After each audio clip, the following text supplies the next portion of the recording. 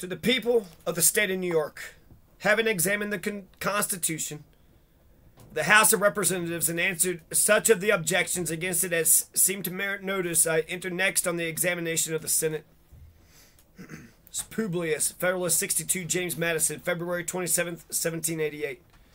New York Independent Journal. Having examined the Constitution of the House of Representatives and answered such of the objections against it as seem to merit notice, I enter next on the examination of the Senate. The heads into which this member of the government may be considered are 1. The qualifications of senators. 2. The appointment of senators by the state legislatures. 3. The equality of representation in the Senate. 4. The number of senators and the term for which they're to be elected. And 5. The powers vested in the Senate. In de trois quatre cinq, the qualifications proposed for senators, as distinguished from those of representatives, consist in a more advanced age and a longer period of citizenship.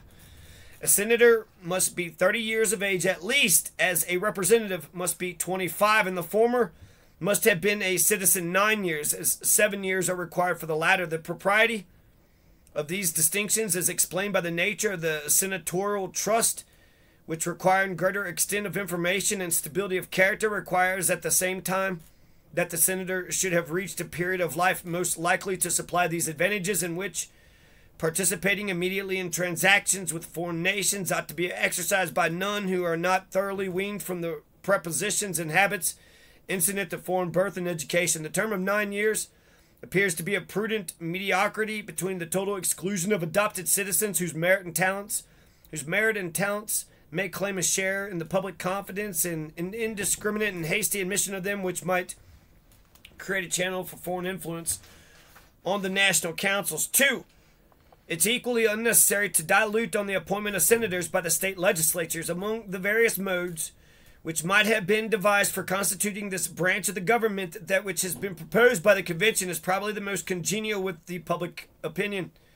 It's recommended by the double advantage of favoring a select appointment and of giving to the state governments such an agency in the formation of the federal government as much as must secure the authority of the former and may form a convenient link between the two systems. Number 3, the equality of representation in the Senate is another point, which, being evidently the result of compromise between the opposite pretensions of the large and the small states, does not care for much discussion. If indeed it be right that among a people thoroughly incorporated into one nation, every district ought to have a proportional share in the government, and that among independent and sovereign states bound together by simple league, the parties, however unequal in size, ought to have an equal share in the common councils.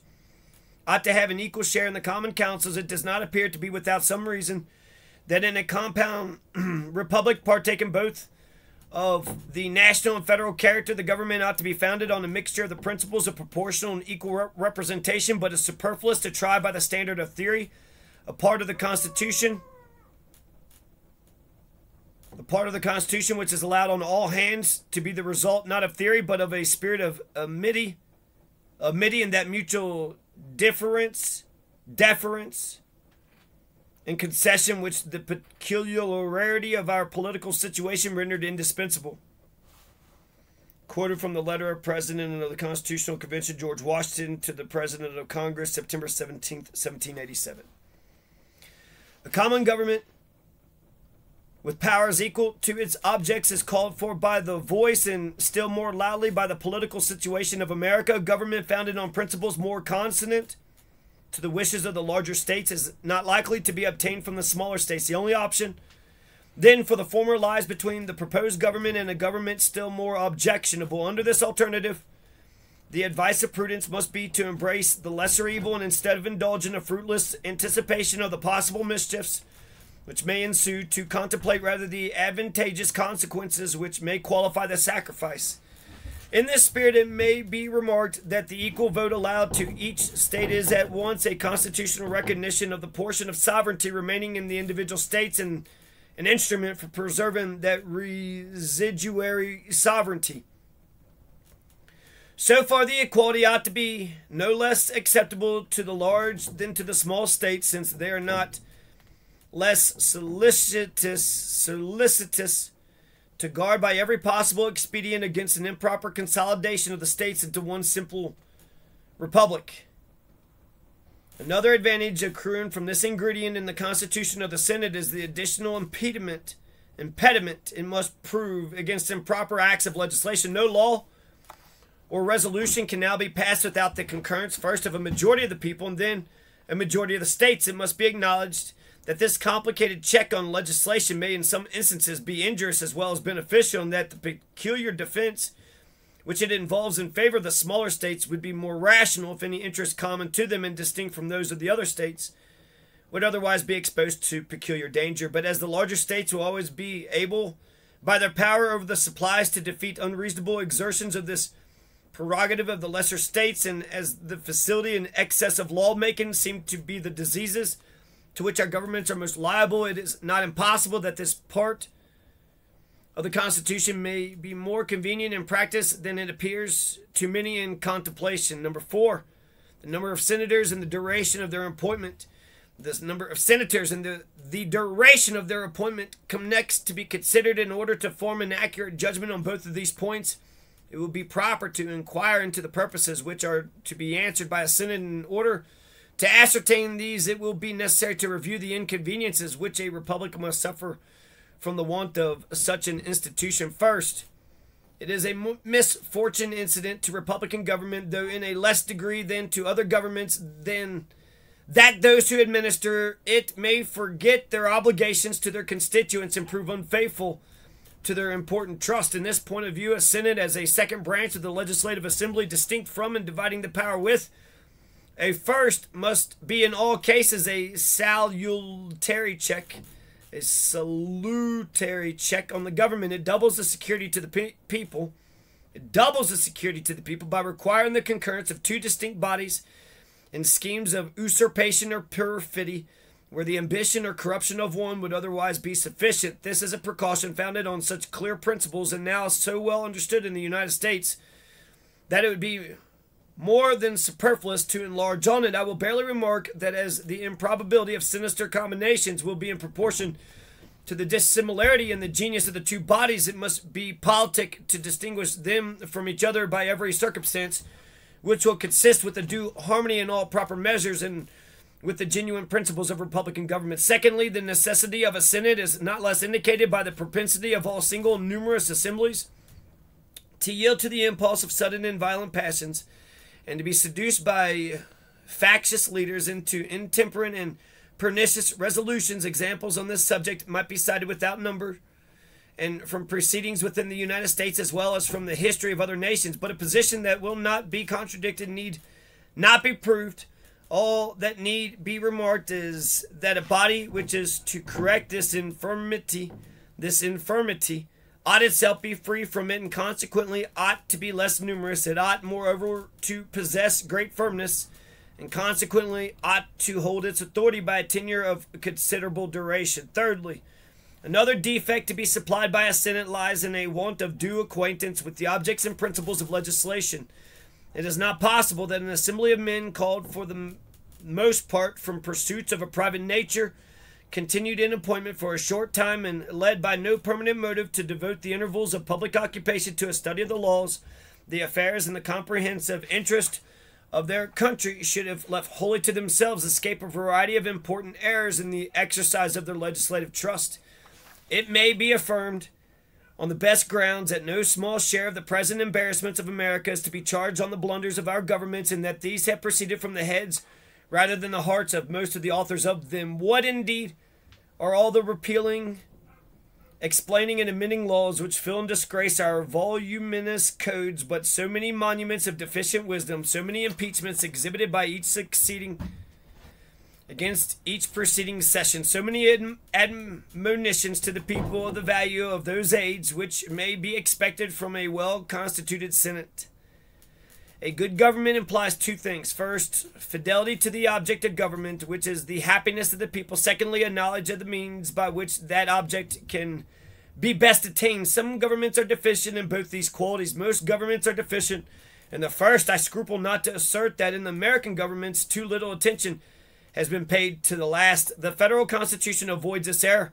And what merits particular notice, it provides for the last in a mode which increases the security for the first. Fourthly, the mutability in the public councils arising from a rapid succession of new members, however qualified they may be, points out in the strongest manner the necessity of some stable institution in the government. Every new election in the states is found to change one half of the representatives. From this change of men must proceed a change of opinions, and from a change of opinions a change of measures, but a continual change even of the good measures is inconsistent with every rule of prudence and every prospect of success. The remark is verified in private life and becomes more just as well as more important in national transactions. To trace the mischievous effects of immutable government would fill a volume. I will hint a few only, each of which will be perceived to be a source of innumerable others.